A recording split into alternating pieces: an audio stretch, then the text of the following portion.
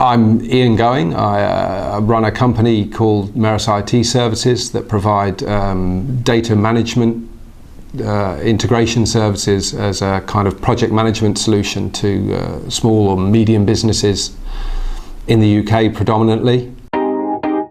I got involved with this project because EDI is something I've worked with in the past. It fits into the remit of what the company is trying to achieve, and QRL were a good client to work with.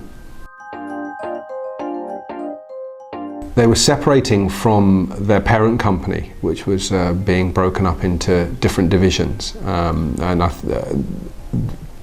they were moving off their legacy system, which was in Ireland, and they had to set up a completely new local system for them that was completely standalone and away from what they did. So they went through an EDI vendor selection process and narrowed it down to the one that they wanted, and only towards the end of it thought, actually, we do EDI as well, we need to move all our EDI away from the legacy system as well. At the point I was approached, it was quite late. They had a July 1st go live for the ERP, and the ERP was well underway. The project was in full flow, and it was taking shape before I went down for the first meeting to discuss EDI. So from my outside looking in, it certainly seemed to me that they came at it quite late. And my assumption was that they hadn't considered what was involved in delivering the EDI part of it until quite late on. The parent company had outsourced to another provider pretty much, and there were a couple of people internally who knew how the outsourced solution worked, but there wasn't a great depth of knowledge within either the parent company or certainly within QRL themselves as to what it was they were looking to do or achieve. Their approach was to migrate like for like. And as I said, initially the plan was to look to build a relationship with the existing or the incumbent supplier, but to work with their own partners to do that interface.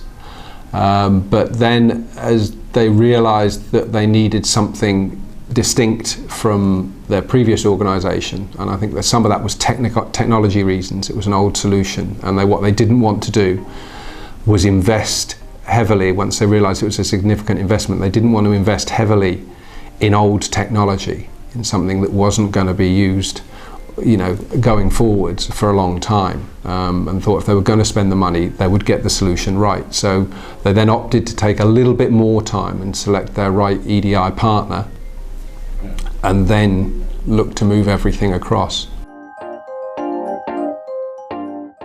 Well, technically Celtrino's role was very challenging. The ERP solution that QRL had selected doesn't really support EDI in the way that some of the other big ERP platforms do. They'd gone with a product called Epicor that Celtrino had worked with in the past.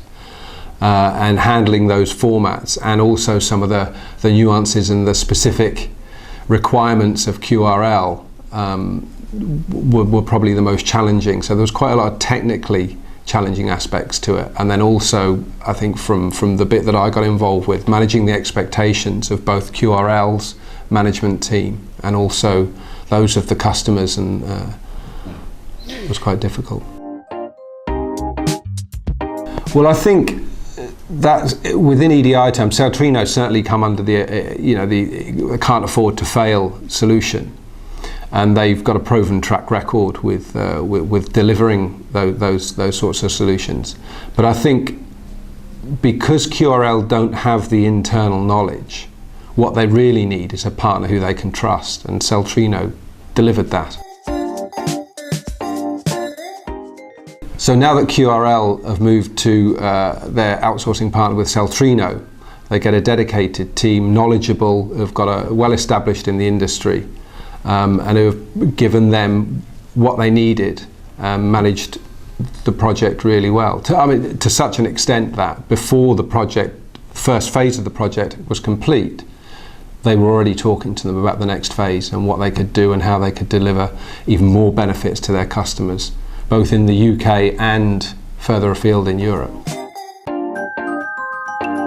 The knowledgeable staff they've got, the ability to pick up the phone and be able to talk through any solution, any issues, and get a quick resolution to them, rather than, you know, some of the other organisations that I've worked with. You log a ticket and then you've got to wait a number of hours before somebody will come back to you, and so on and so forth. I think when you come to Celtrino, that's not what you get. You get a dedicated person who's appointed to you, who, if they're not there, will make sure that you know what you can do and who's going to be dealing with it in their absence. And I think it's the communication and the relationship you get.